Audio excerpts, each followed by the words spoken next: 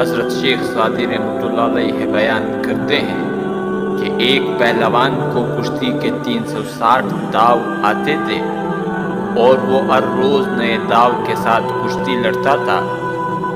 ایک مرتبہ اسے ایک شاگرد مل گیا جو اسے بے حد پسند آیا اور اس نے اسے ایک داؤ کے علاوہ باقی تمام داؤ سکھا دیے۔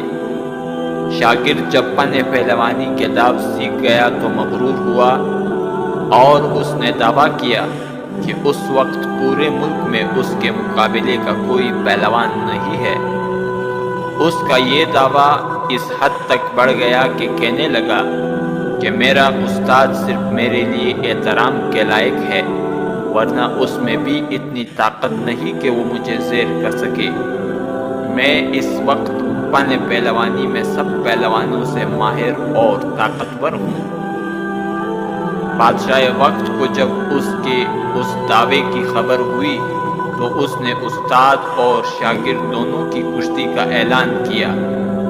چونکہ حکومتی سطح پر اس کشتی کا اہتمام کیا گیا تھا، اس لیے ایک وسیع میدان سج گیا اور مقررہ وقت پر بادشاہ اپنے وزیروں اور مشیروں کے ہمراہ اس میدان میں پہنچ گیا۔ عوام کا ایک جمع غفیر بھی اس مقابلے کو دیکھنے کے لیے موجود تھا۔ جب وہ جوان میدان میں اترا تو بدمست ہاتھی کی مانند تھا کہ اگر اس کے سامنے کانسی کا پہاڑ بھی ہو تو اسے روند ڈالے۔ جب اس جوان کا استاد مقابلے کے لیے اترا تو اسے دیکھتے ہی سمجھ گیا کہ میرے لیے اسے طاقت سے ہرانا ممکن نہیں۔ چنانچہ اس کے پاس جو ایک داؤ بھی باقی تھا جو اس نے اسے نہیں سکھایا تھا، اس نے وہ داؤ آزمایا اور کچھ ہی لمحوں میں اسے زمین پر گرا دیا۔ اس جوان کے پاس اپنے استاد کے اس داؤ کا کوئی توڑ نہ تھا اور اس نے کچھ ہی لمحوں میں اپنی شکست تسلیم کر لی۔ بادشاہ نے استاد کو انعام سے نوازا اور اس شاگرد کو خوب ملامت کی اور کہا کہ استاد کے احترام کو ہر وقت ملحوظ خاطر رکھو۔ تمہیں شرم آنی چاہیے کہ تم نے اپنے استاد سے برابری کا دعویٰ کیا۔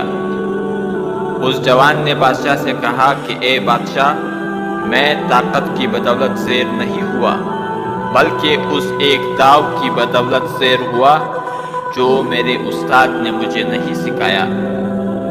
استاد نے جب شاگرد کی بات سنی تو کہا کہ میں نے اپنا وہ ایک داؤ آج کے دن کے لیے ہی سنبھال کر رکھا تھا، اور عقل مندوں کا قول ہے کہ دوست کو اتنی طاقت نہ دو کہ اگر وہ تمہارا دشمن ہو جائے تو تم پر قابو پا لے۔